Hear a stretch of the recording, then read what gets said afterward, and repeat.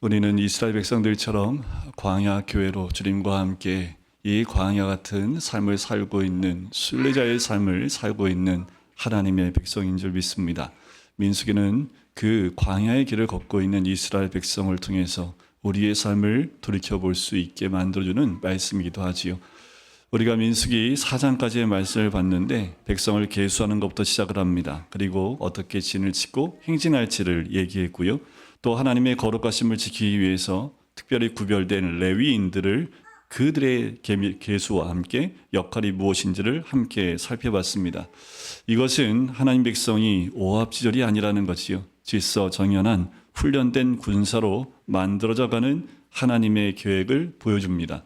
이스라엘 백성은 400년 동안 노예로 살았기 때문에 질서라는 것보다도 노예로서 억압된 삶을 살았던 400년이 그들의 삶의 기본 패턴이었다면 이제 그와 같은 패턴에서 질서 있는 하나님 백성의 삶으로 나가길 주님이 원하시는 거지요. 하나님은 질서의 하나님이십니다. 우리는 이걸 꼭 기억하셔야 됩니다. 질서를 세우고 깨끗하게 정리되는 일은 쉽지는 않습니다. 그렇지만 엉망으로 만드는 일은 너무나 쉬워요. 또 자연스럽지요. 가만히 있으면 우리는 너무나 쉽게 너무나 자연스럽게 엉망이 되는 것, 그것을 경험할 수 있습니다. 이런 점에서 이제 하나님께서는 이 질서를 유지하기 위한 규칙 또 율례를 주시지요. 이것이 오늘 우리가 보는 5장부터 6장까지 나올 내용입니다. 이 내용은 특별히 율법 규정에 해당하는 내용인데요. 이것이 또 하나의 민수기의 구조상의 특징을 나타내게 됩니다. 모세 오경을 보면 특이하게 두 가지의 내용이 번갈아 가는데 이야기와 율법으로 구성이 되어져 있습니다. 가령 창세기는 전체가 이야기의 내용으로 기록되어 있다면 레위기는요, 몇 장 빼고는 다 이 율법, 규정에 대한 이야기가 나오지요. 출애굽기는 이야기와 율법이 자연스럽게 섞여 나옵니다. 신명기의 말씀을 보면 회상하는 이야기와 함께 율법의 규정이 구조적으로 적절하게 배열되어 있는 것을 봐요. 근데 민수기는요, 거의 대부분이 이야기로 나옵니다. 그런데 갑자기 율법 규정이 툭 하고 튀어나와서 이야기의 흐름을 맥을 끊는 것 같은 느낌이 나와요. 그래서 자유주의 비평학자들은 이 여러 가지 문헌을 민수기는 짜깁기 하는 것이다 라고 비평을 하기도 합니다. 하지만 민수기의 이런 패턴은 도리어 정교하게 구성된 패턴인 것을 볼 수 있어요. 그냥 툭 나오는 것이 아니라 이 패턴 자체가 율법 규정이 이야기의 흐름을 단절시키는 것보다 오히려 이스라엘 백성의 행진에서 그들 중에 계시는 거룩하신 하나님의 임재를 지속할 수 있는 방법을 제시하는 내용으로 그 흐름 가운데 굉장히 적절한 내용이다라고 볼 수 있는 거지요. 하나님 앞에서 하나님의 임재를 지속할 수 있는 방법. 그래서 중간중간에 이 율법의 규정을 통해서 이스라엘 백성에게 이 내용을 알려주고 있는 내용이지요. 자, 오늘 우리는 5장의 본문을 한번 같이 살펴보려고 합니다. 자, 그 전에 우리가 봐야 될 것은 광야교회예요. 광야교회가 가지는 가장 큰 어려움, 유혹이 있습니다. 광야는 목적지가 아니지요. 근데 광야의 교회의 목적지는 우리가 가나안이라는 것을 알고 있습니다. 이런 광야 교회는 오늘날의 신약의 교회의 정체성을 잘 보여주지요. 우리의 목적은 이 땅에서 편하고 더 크고 더 왕성한 교회를 이루는 것이 아닙니다. 우리의 목적지는 완성된 하나님 나라에 들어가는 것. 그것이 우리의 목적지라는 것을 잊으면 안 돼요. 목적지를 향해서 가는 광야 교회가 만나는 유혹이 있습니다. 자, 어떤 유혹일까요? 목적지 도착이라는 목표에 너무 집착하다 보면 목적지 도착이라는 목표를 이루기 위해서 수단과 방법을 가리지 않고 모든 것을 그 목표의 이름 아래 정당화하려고 하는 시도들이 있게 된다는 거지요. 더 유효한 것이 있는데 그 목적지를 하늘에서 땅으로 옮겨서 광야에서 정착하고 싶어 하거나 또 나아가서 본질상 다르지 않은 것인데 과거로 회귀하고 싶어하는 그 유혹이 있다라는 겁니다. 이 과거로 회귀하고 싶은 것은 민수기를 함께 우리가 나눌 때에도 간간히 마주하게 되는 모습이기도 합니다. 이런 것을 우리는 순례자의 유혹이라고 부를 수 있는데 왜냐하면 그만큼 순례의 길이 녹록하지 않기 때문에 그래요. 오늘 본문과 관련해서 우리가 생각할 수 있는 그 유혹, 즉 빨리 목적지로 가고 싶어하는 유혹입니다. 특별히 한국 사람들이 걸려 넘어지기 아주 쉬운 이 유혹이 빨리빨리입니다. 빨리빨리. 좀 더 빨리 얘기하면 빠빨리. 네, 이게 이제 우리 광야를 걷고 있는 백성들에게 갖고 있는 가장 큰 유혹 가운데 하나예요. 빨리 가야 되니까 어떻게 해요? 목적과 수단. 이 수단과 방법을 가리지 않고 빨리 가려고 하는 심각한 문제가 있다라는 거지요. 너무나 많은 교인들이 목적지에 도달하는 것을 뭔가 크게 만드는 것, 그 길이라고 생각하는 것이 문제이고요. 이런 것은 교회가 있는 곳, 선교지나 모든 곳에서 드러나고 있는 심각한 문제이기도 합니다. 결과만 좋으면 다 정당화된다라고 하는 생각을 갖고 있는 거지요. 굉장히 비성경적입니다. 비기독교적인 것임에도 불구하고 이 논리는 성경적 방법을 아예 짓누르고 이 방법을 아주 보편화시키려고 하는 것들이 우리 지금 한국 교회에도 한번 이 번영신학이라는 것이 한번 휩쓸고 지나간 것을 우리는 볼 수 있지요.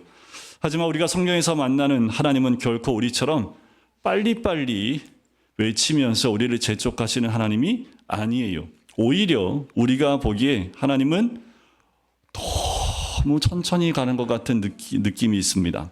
여러분들 구약 전체를 보면 구약 전체는 메시아를 향해서 가고 있습니다. 모든 말씀이 이 땅에 오실 메시아를 이야기하고 있어요. 그런데 그 메시아가 언제 옵니까? 한참 뒤에 오세요. 신약은 또 뭘 얘기하나요? 이 땅에 다시 오실 예수님에 대해서 얘기하지요. 그런데 우리가 느끼기에 그 예수님이 곧 오실까요? 아니면 더디 오시던가요? 우리 느낌은 더디 오시는 것처럼 그렇게 느껴져요. 그런데 우리 인생도 그래요. 예수님을 믿고 뭔가 변화가 속도감 있게 나타났으면 좋겠는데 우리의 영적 변화를 보면 참 더디다라는 것을 느끼게 됩니다. 하지만 하나님은 더딘 하나님도 반대로 너무나 빠르게 달려가신 하나님도 아니지요. 우리는 시간 속에서 시간을 통해서 아주 적절하게 적시에 일하시는 하나님을 성경을 통해서 만나게 됩니다. 때때로 하나님께서 시간을 창조하신 목적이 무엇일까 질문하곤 하지요. 하나님께서는 인간을 창조하실 때 공간만 만드신 것이 아니라 시간도 만들어 주셨고요. 시간과 공간이라는 시들과 날줄로 엮인 자리에 우리 인간을 두어 살게 하신 겁니다. 공간과 시간이라는 요소가 만나서 역사라는 것을 이루게 되지요. 인간은 역사를 통해서 하나님께서 일하시는 방법과 그 자취를 얼핏 보게 됩니다. 성경에서 우리가 경험하게 되는 것은 시간 가운데 역사하신 하나님, 공간 가운데 역사하신 하나님을 경험하게 되는 거지요. 특별히 우리 시간과 관련해서 우리가 얻게 되는 통찰이 하나가 있습니다. 뭐냐 하면 우리 인간은 참 욕심이 많아서 뭔가 자꾸 소유하고 싶어 해요. 그래서 여러분들 영화에도 보면 시간을 소유하고 싶은 마음 때문에 타임머신이라는 주제를 가지고 영화 많이 나오지요. 우리는 공간을 많이 갖고 있습니다. 공간을 많이 소유하고 있어요. 그래서 우리도 공간을 소유하려고 하는 개인의 욕심들, 인간의 욕심들이 이 공간들을 다 차지하고 있지만 유독 차지할 수 없는 게 뭐예요? 시간입니다. 시간 앞에서는 어느 누구도 다르지 않아요. 그래서 어떻게 해요? 좀 오래 살고 싶은 마음에 젊어지는 것을 자꾸만 개발하려고 하는 것이 인간의 모습이지만 그렇다고 해서 그걸 뒤돌릴 수 있는 사람은 없지요. 시간을 통해서 우리가 철저하게 깨닫게 되는 것. 하나님은 시간을 인간이 자신의 것으로 삼을 수 있게 허락하지 않으셨다라는 거예요. 그래서 우리는 시간 앞에 하나님 앞에 겸손할 수밖에 없습니다. 광야교회 백성들을 생각해 보세요. 그들은 빨리 가기를 원했습니다. 아무도 광야에서 오래 살고 싶어 하지는 않을 겁니다. 그들이 광야에서 어려움을 겪을 때마다 다 애굽으로 돌아가려고 하는 그 마음을 피력하는 것을 보면 그 마음을 우리는 이해할 수 있지요. 우리는 과정을 힘들어하는 편입니다. 빨리 과정을 마치고 결과를 얻고 싶어 하지요. 이건 모든 사람들이 갖고 있는 동일한 마음일 거예요. 결과를 빨리 얻고 싶어 하지요. 과정을 길게 하고 싶어 하는 사람은 없습니다. 과정이 어떻든 목적지에 또 목적에 빨리 도달하기만 된다는 생각을 하지요. 그런데 시간을 통해서 일하시는 하나님께서는 목적만큼이나 과정도 중요합니다. 또 과정은 목적과 조금도 상충되지 않아요. 목적과 과정이 따로 놀지 않는다라는 거예요. 하나님께 있어서 무질서한 백성이 신속히 가나안에 들어가는 건 전혀 의미가 없다라는 겁니다. 하나님은 거룩한 백성이 가나안에 들어가게 하실 것이기 때문에 그래요. 이스라엘 백성 애굽에서 나온 지 1년하고도 한 달을 보냈지요. 시내 광야에서 보낸 시간만도 11개월이 지났습니다. 그들은 율법을 받았지요. 성막을 지었습니다. 그리고 제사장도 세웠고 위임도 되었습니다. 백성들은 언제 가나안으로 가는 건가 하는 조급한 마음이 들었을 법합니다. 이런 상황에 민수기는 시간을 둘째 해, 둘째 달, 첫째 날에 주어진 하나님의 명령으로 시작을 하는 것이 민수기지요. 자, 출발이라고 말하면 좋겠는데 하나님이 출발이란 명령하기 전에 계수하라. 갑자기 계수를 명령하세요. 레위인 세워라. 레위인은 이런 일 해야 된다라고 말씀을 주세요. 그러나 아직도 출발하라는 명령은 주어지지 않습니다. 하나님은 시간을 끄는 것처럼 느껴지지요. 오늘 본문이 여기서 시작을 해요. 주어진 하나님 말씀은 정결한 백성이 되라는 말씀입니다. 그 이유는 오직 하나예요. 하나님께서 어디에요? 그들 진영 가운데 거하시기 때문이라는 거죠. 이게 핵심입니다. 오늘 말씀의 핵심은 이거 하나 붙잡으시면 돼요. 하나님이 우리 가운데 거하시기 때문에 하나님이 우리에게 요구하시는 게 뭐예요? 정결입니다. 거룩함입니다. 왜 그럴까요? 하나님이 거룩하시기 때문에 그래요. 광야 교회 백성들은 가나안으로 출발하기에 앞서 그들 자신이 누구인지 그리고 그 가운데 거하시는 분이 누구인지를 배워야 했습니다. 정결한 백성이 되라는 명령의 이면에는 그들 중에 거하신 하나님은 거룩하시다는 명제가 있는 거지요. 이것은 민수기 전체의 가장 중요한 주제입니다. 거룩함이라는 그 가치는 이스라엘 백성, 광야 교회의 어떤 목표, 어떤 가치에 의해서도 훼손될 수 없는 사실, 그 사실, 이스라엘은 이것을 배워야 했습니다.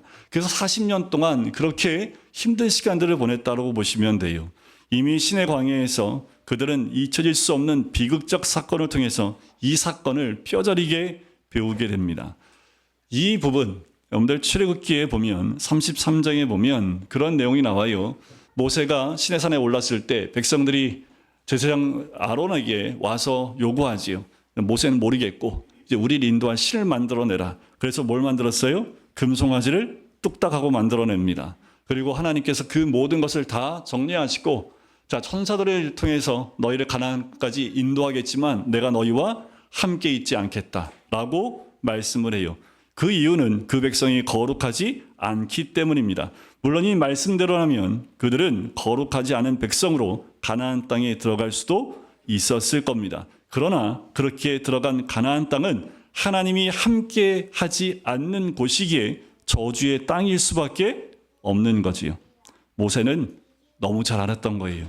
하나님께서 함께 가시지 않는다면 한 발자국도 가지 않겠다고 기도했고 결국 하나님은 다시 이 백성과 함께 하겠다라고 약속을 하시지요. 이 약속은 광야 교회가 그들 중에 거하시는 하나님의 거룩하신 것과 같이 거룩한 백성이 되어야 한다는 사실을 전제하고 있는 거예요. 모세는 하나님이 함께하지 않는 백성이 가나안에 들어가도 아무 소용이 없다는 것을 알아요. 하나님이 계시지 않으면 결국 가나안 땅도 애굽 땅과 다르지 않게 되기 때문에 그렇지요. 오늘 본문에서 하나님께서 이스라엘 백성 전체에게 말씀하시는 것이 바로 이것을 얘기하는 거예요. 거룩은 하나님의 구원의 목적입니다. 거룩은 우리 구원의 목적이라는 거예요. 하나님께서 구원하시는 목적은 단지 젖과 꿀이 흐르는 땅을 얻어 누리는 것이 아니라는 거예요. 디도서에 보면 이런 말씀이 있어요. 그가 우리를 대신하여 자신을 주심은 모든 불법에서 우리를 속량하시고 우리를 깨끗하게 하사 선한 일을 열심히 하는 자기 백성이 되게 하려 하심이라 라는 말씀이 있습니다. 거룩함이 없는 구원은 존재함이 없습니다. 근데 구원받았는데 거룩함이 없어요? 이건 구원이 아니라는 겁니다. 구원은 거룩함이 함께 가는 거예요. 우리가 오직 믿음으로 구원하심을 받은 것은 하나님의 선하신 뜻을 따라 거룩한 백성이 되려는 소원을 우리 안에 주는 거예요. 그런데 우리가 구원받으면 어떤 소원함이 우리 마음에 생깁니까? 우리가 하나님을 사랑할 뿐만 아니라 하나님 말씀대로 순종하려고 하는 마음들이 우리 가운데 있어요. 그 사랑은 그 말씀의 순종함을 통해서 하나님과 같이 거룩하게 되고자 하는 갈망과 주를 닮고 싶은 그 갈망함이 우리 가운데 있게 된다는 거지요. 우리가 또 하나 염두에 둘 것은 거룩이라는 목적과 목적지 가나안에 들어가는 것은 결코 두 개에 상이하거나 서로 충돌하는 목표가 아니라는 거예요. 요한계시록의 21장에 보면 무엇이든지 속된 것이나 가증한 일 또는 거짓말하는 자는 결코 그리로 들어가지 못하되 오직 어린 양의 생명책에 기록된 자들만 들어가리라. 이 말씀은 그것을 분명하게 보여주죠. 민수기에 만나는 하나님은 당신의 백성을 가나안에 들어가게 하시기 위하여 40년의 시간을 통해서 거기에 들어가기 합당한 거룩한 백성으로 만들어주시는 하나님입니다. 지금도 별반 다르지 않아요. 여러분, 우리가 빨리 가는 것, 빨리 가고 싶으면 어떻게 하면 돼요? 거룩해지면 됩니다. 주인이 완전히 바뀌면 돼요. 광야 가운데 우리가 왜 거룩하지 못하냐 하면 주인의 자리를 바꾸지 않아요. 내가 주인공이고 하나님은 나를 돕는 분으로 늘 생각을 하기 때문에 내가 원하는 길로 한 발자국 나갈 때마다 자꾸 거룩하면서 멀어진다라는 거지요. 구원과 거룩은 별개가 아닙니다. 광야의 삶과 가나안의 삶은 별개가 아니에요. 광야의 삶은 가나안의 삶을 살기 위해 하나님께서 우리를 거룩하게 하시는 과정이라고 보시면 됩니다. 빨리 가고 싶으세요? 그럼 거룩해지시면 됩니다. 말씀 가운데 나를 복종하시면 돼요. 말씀에 순종하시면 됩니다. 목사님 무슨 말인지 모르겠어요. 그냥 덮어놓고 믿고 그냥 시키는 대로 순종해 가시면 돼요. 따지는 그 순간부터 내 생각이 들어가요. 왜 꼭 그렇게 해야 돼요? 그 말은 뭐예요? 나는 내가 하고 싶은 대로 하고 싶다라는 그 주장이 내 안에 있다라는 거지. 구원은 주인이 바뀐 거예요. 근데 우리 하나님을, 우리 예수님을 주인으로 내가 인정하지 못하겠다라는 겁니다.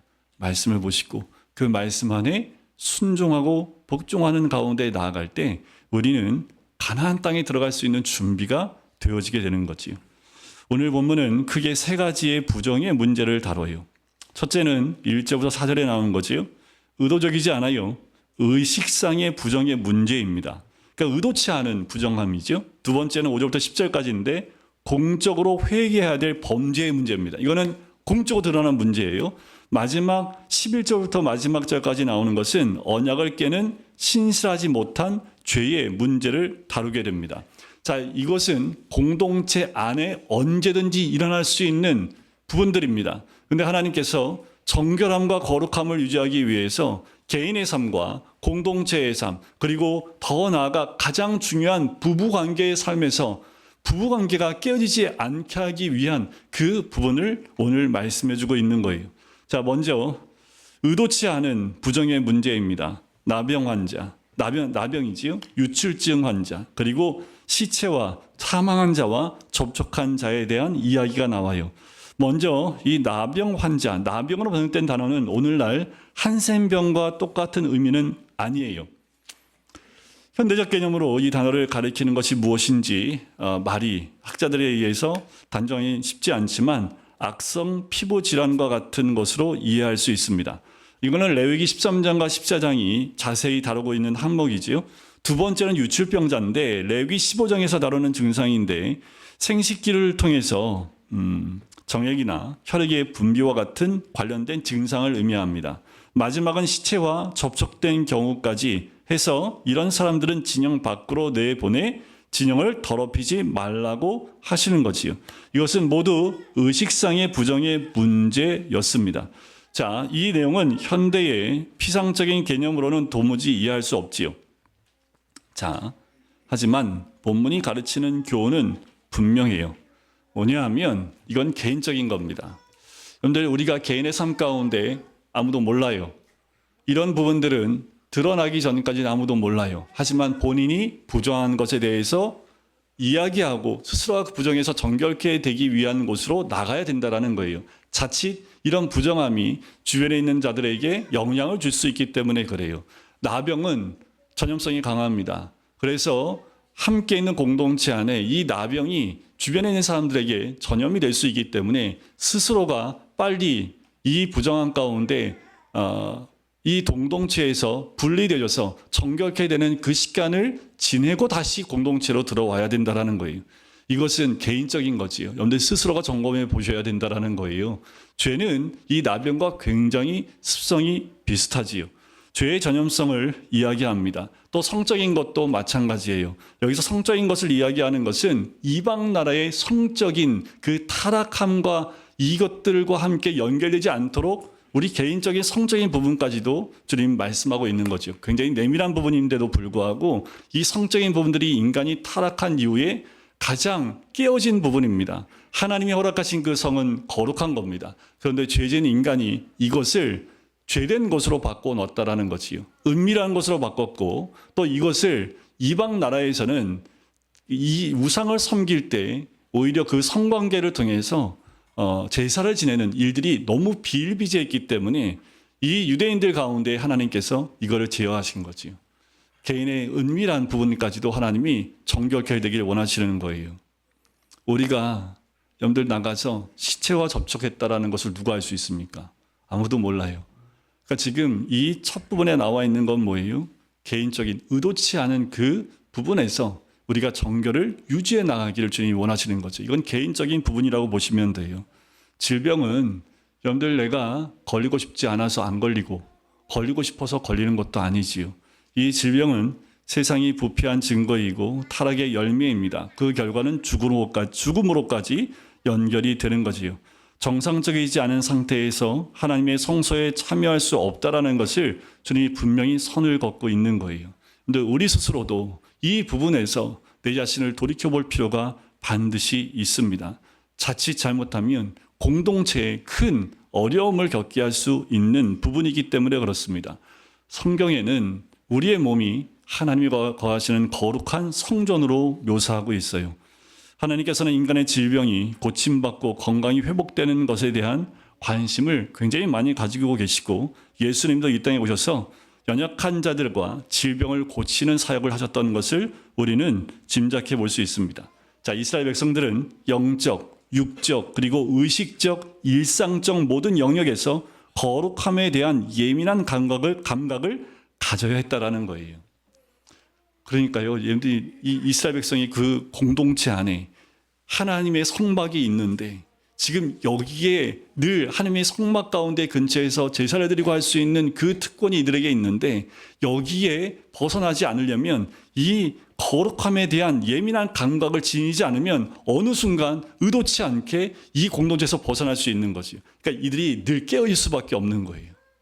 여러분들 교회 예배드려 나올 때 여러분들 이런 감각이 살아있으셔야 합니다. 일주일 동안 내가 이 예배에 참석하기 위해서 내 삶을 정결케 하고 내 삶을 거룩케 해서 하나님 앞에 나올 때 그 거룩함이 깨지지 않은 그 모습으로 나오기 위해서 우리가 주중에 깨어있는 모습으로 나와 있어야 된다는 거지. 그렇지 않으면 세상의 번잡한 것과 나도 함께 그 번잡함 가운데 클릭이 되다 보면 하나님께 나오지만 내 영은 죽어있는 상태로 앉아있을 수 있습니다. 근데 나만 죽어요? 그렇지 않아요. 나와 만나는 모든 사람들을 죽일 수 있습니다. 그래서 내 생각부터 사고부터 시작해서 모든 것들이 하나님 앞에서 거룩함과 정결함을 잃어버리지 않도록 아주 예민해지셔야 합니다. 굉장히 중요해요. 예민하지 않으면 나도 모르게 죄 가운데 넘어질 수 있기 때문에 그렇지요. 율법은 이렇게 육체적인 것과 거룩한 것의 경계를 지킬 것을 요구하고 있습니다. 두 번째 언급한 부정은 공적으로 자백하고 회개할 뿐만 아니라 배상이 요구되는 범죄 행위예요. 자, 여기서 이웃에 대한 범죄가 어떻게 하나님께 대한 죄가 되는지를 보여줍니다. 특별히 6절에 보면 하나님께 거역함으로 라는 말은 신뢰를 저버리는 배신 행위를 의미합니다. 그러니까요, 우리가 이웃관계 가운데 함께 있는 사람들 가운데 그 죄가 이웃관계의 죄로 끝나는 것이 아니라 그것이 하나님께 거역하는 죄까지, 배신죄까지 가게 되는 거지요. 그래서 이웃에게 손해를 입히는 경우의 죄를 주로 다루는데 이것은 또한 하나님의 언약 백성으로서 하나님께 대한 언약과 신의를 저버리는 행위라는 거예요. 다윗을 보면 밧세바를 범한 사건 이후에 회개할 때 내가 주께만 범죄하여 라고 고백을 합니다. 이게 이제 시편 51편에 나오는데 여기서 다루는 죄는 이미 레위기 6장 이하에 다루는 것인데요. 이 범죄를 다루는 원리는 자백과 배상이 있습니다. 많은 사람들이 하나님께 회개하고 용서를 받았으면 됐다라고 말하는 것 자체가 잘못됐다라는 거예요. 오늘 말씀해 보면 내가 하나님과 회개하는 것으로 끝나는 것이 아니라 자백해야 됩니다. 그리고 배상을 해야 된다라는 거예요. 이런 걸 잘 모르는 세상 사람들은 밀양이라는 영화를 통해서 우리 기독교를 굉장히 오해하게끔 그 영화를 만들어 버렸다라는 거지요. 여러분들 그 밀양을 보고 세상 사람들이 오해한 게 아니라요. 세상 사람들 관심이 없어요. 누가 헷갈렸을까요? 교회 다니는 사람들이 헷갈리기 시작한 거예요. 그러니까 말씀을 모르니까 헷갈려요. 이런 거 아니야 라고 생각하지만 하나님께만 회개하고 용서받았으면 되는 게 아니라 그 죄에 대해서는 반드시 배상도 같이 갑니다. 자백도 중요하지만 배상도 무시할 수 없이 중요한 회개 요소라는 거예요. 배상의 기준도 구체적이고요. 손해를 입힌 것에 대하여 5분의 1을 더하여 120%를 배상해야 합니다. 억울한 심정을 배려하시려는 하나님의 기준이 이런 거지요. 만일 배상해야 할 대상이 죽었거나 친척도 없다고 해서 배상의 책임이 면제되는 것 아닙니다. 왜냐하면 그것은 근본적으로 하나님께 대한 범죄로 여겨졌기 때문에 그것을 누구한테 가지고 와요? 제사장에게로 그 배상의 책임을 져야 한다라는 거지요. 이 죄는 속죄의 제물로 순양이 들어져야 했습니다. 제사가 요구된 거예요. 이것은 하나님의 공의가 반드시 실현되어야 함을 보여주고 있는 겁니다. 죄가 자백이나 배상으로 다 해결되었다고 말할 수 없는 겁니다. 왜요? 죄의 삭은 사망이기 때문에 그래요. 이것이 하나님의 공의입니다. 자, 이 세 가지요. 자백, 배상, 그리고 희생제사. 이 세 가지 요소가 있음을 잘 기억하셔야 합니다. 마지막으로 가장 많은 비중을 언급하고 있는 부정의 문제는 결혼이라는 언약을 배신하는 죄와 관련된 겁니다. 자, 하나님께서 당신과 당신의 언약 백성의 관계를 결혼에 많이 비유하고 계시지요. 이 점에서 결혼은 중요하고 결혼 언약을 신실하게 지키는 것 중요합니다. 간음은 결혼 언약을 깨는 행위듯이 이스라엘 백성이 우상 숭배하는 것이 이와 같은 거지요. 인간 사회에서 부부관계가 무너진다면 그 사회에서 기대할 것이 무엇이 있겠습니까? 하나님께서 세우신 가장 기본이 되는 질서인 부부관계가 의심과 질투로 무너지는 것, 하나님의 백성이 이스라엘 공동체의 근간을 흔드는 행위가 될 것이기 때문에 그래요. 지금 사회에서 이 가정에 대한 근간을 흔들려고 하는 법안들을 자꾸 내는 이유가 하나님이 세우신 가장 기본된 그 가정의 근간을 깨트리려고 한다는 거예요. 가정이 깨지고 가정의 구성원이 혼합되어지게 되면 기본되어지는 하나님의 창조의 질서가 깨져버리게 되면 교회도 영향을 받기 때문에 그래요. 이게 개인의 부정뿐만 아니라 사회적으로도 문제가 될 수 있는 거지요. 여기서 다루는 문제는 의심의 문제입니다. 남편이 아내의 부정에 대한 물증은 없지만 의심을 품게 됐을 때 발생하는 문제를 다뤄요.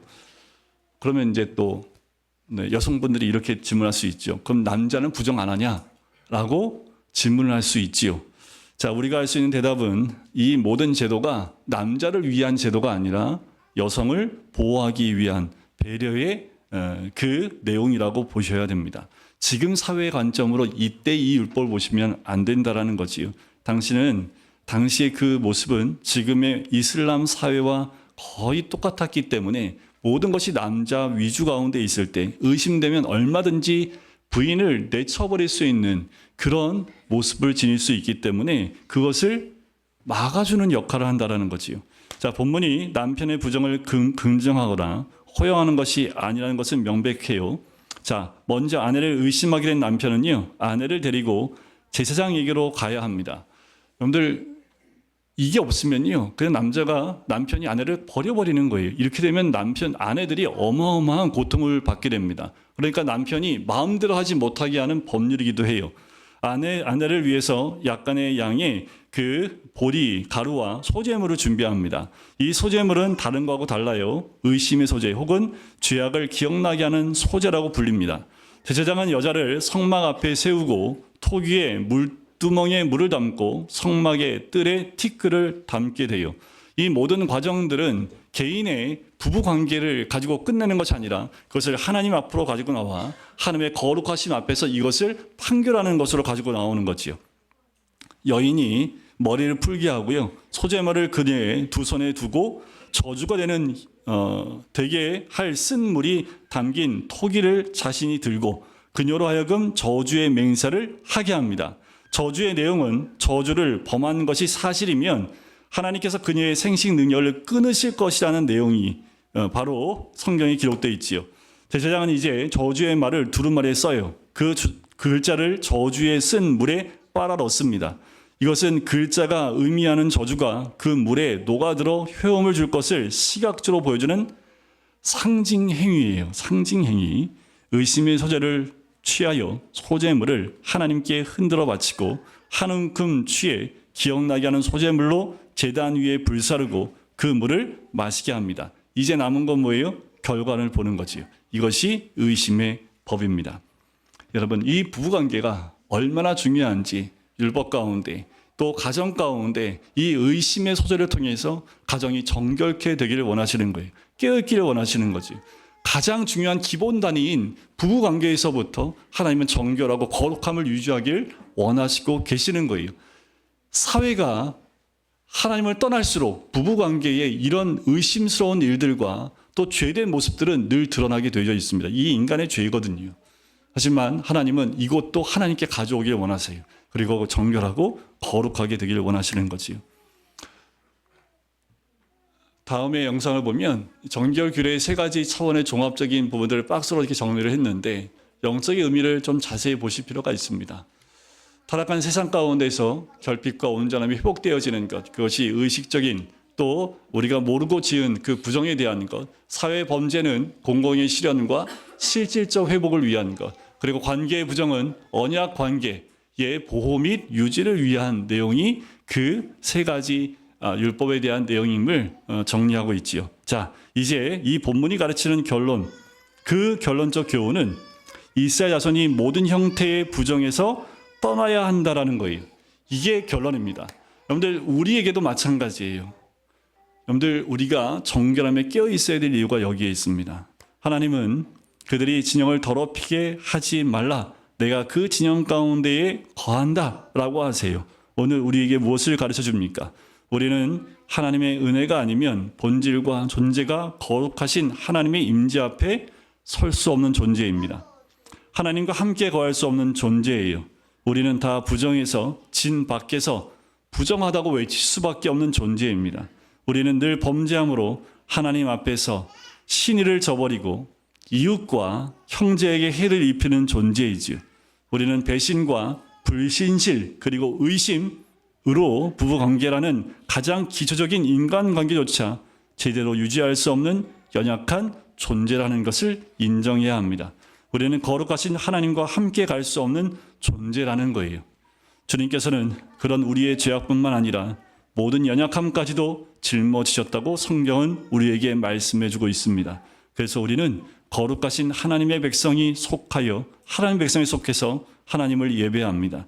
진 밖에 쫓겨나야 할 존재인 내가 오늘 진 안에 들어와 거룩하신 하나님을 예배하고 섬기고 있다라는 거예요. 이것이 은혜이지요. 이것이 얼마나 큰 은혜인지를 알라는 거예요. 여러분, 우리가 한 주의 삶 가운데 하나님 앞에서 정결함을 온전히 유지하지 못한 죄인인 것을 또 주님 앞에 고백할 때 주님은 예수 그리스도의 보혈로 주님 앞에 나올 수 있는 길을 여신 거죠. 중요한 건 뭐예요? 나의 부정함을 주님 앞에 회개로 나가야 된다는 겁니다. 오늘날 교회는 거룩하신 하나님을 잃어버리고 있어요. 하나님의 거룩하심에 관심이 없고 이 땅 가운데에서 더 부유하고 크게 되는 것을 원합니다. 거룩하신 하나님이 그 진영 가운데 계시다는 사실을 두려움과 경외함으로 인식하지 않는다라는 거예요. 이곳에 주님이 계시다는 것을 경외하지 않는다라는 거지요. 여러분, 우리는 어때요? 교회도 사람 사는 곳인데 라고 말하면서 많은 것을 정당하고 싶어하는 그 마음은 없는지, 교회는 하나님이 계신 곳입니다. 사도 바울은 작은 누룩이 온 덩이에 퍼지는 것 알지 못하느냐라고 얘기를 해요. 너희는 누룩 없는 자인데 묵은 누룩을 내버리라고 이야기합니다. 그것을 위해서 어린 양 대신 그리스도께서 희생되었다고 얘기를 하지요. 그래서 여러분들, 존 칼빈은 교회의 세 가지 교회됨에 얘기했을 때 꼭 빠지지 않는 세 번째가 뭐냐면 7입니다. 권징이에요. 참된 교회의 필수 불가결한 요소라고 보았다는 점 정말 중요하지요. 도리 오늘날 교회가 사랑과 관용이란 이름으로 용납하는 모든 것들은 하나님의 말씀에 의하여 판단받아야 하고 하나님의 명령대로 교회는 그 거룩함과 정결함을 회복해야 합니다. 여러분들, 교회가 너무 정이 없어. 아니요. 교회는 정으로 가는 게 아닙니다. 교회는 하나님의 임재와 거룩함으로 정결함으로 가는 것이지 정으로요? 사랑으로요? 그 사랑도 주님 앞에 나올 때 하나님의 사랑이, 또 주님 앞에 내 죄를 회개할 때 주의 긍휼하심이 있는 겁니다. 그냥 모인다고 주의 사랑이 있는 것 아니에요. 여러분들, 우리가 더 추구해야 될 것은 거룩함입니다. 내 개인의 삶부터 가정의 삶, 그리고 이웃과의 관계 삶 가운데 거룩함을 유지하는 거지요. 거룩하신 하나님께서 우리 가운데 계시기 때문입니다.